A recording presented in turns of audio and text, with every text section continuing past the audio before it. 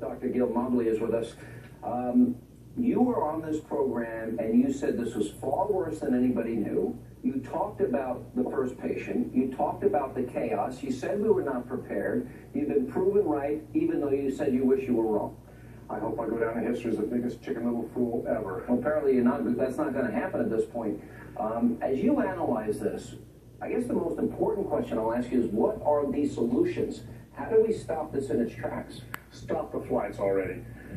Million people quarantined for Ebola on the continent of Africa.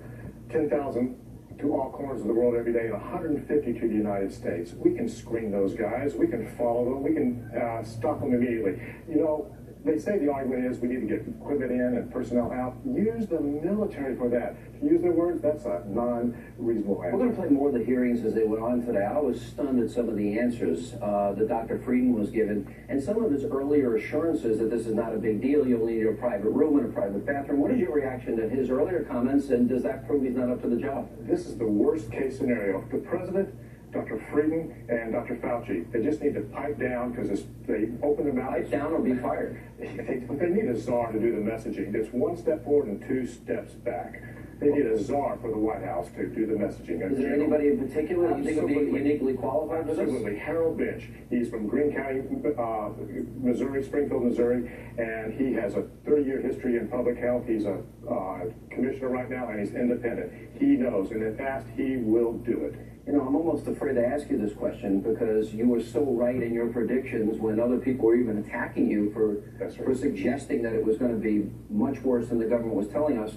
For those that don't remember, Dr. Mobley put on a full hazmat suit, goggles, full gear, and had on the back the CDC's lying, and you walk through Hartsfield Airport in Atlanta.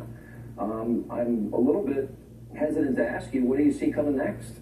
Sir, I don't know what's going to keep this out of every third world country in the world. And don't forget, we live next door to one of the biggest third world countries in the world. You're talking about between Central America and Mexico? Absolutely. It's going to devour them because of the devastated health structure. And they're going to race over our borders? Absolutely. We'll be getting clusters every moment. Look what just one person caused. Millions and millions of dollars of expenses from Mr. Duncan. For example, all the people that came into contact, we're looking for the 132 people that flew on Frontier Airlines with Amber Vinson.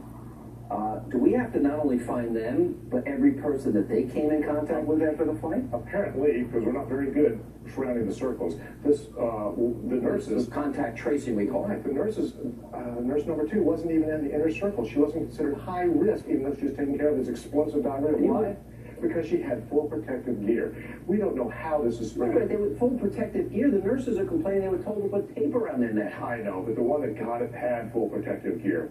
We need, you know, the best hospital in Texas could contain the virus. We are in trouble, sir. All right, Dr. Mobley, thank you for being with us. I hope you were wrong this time, but your track record is pretty good so far. Coming up, worthy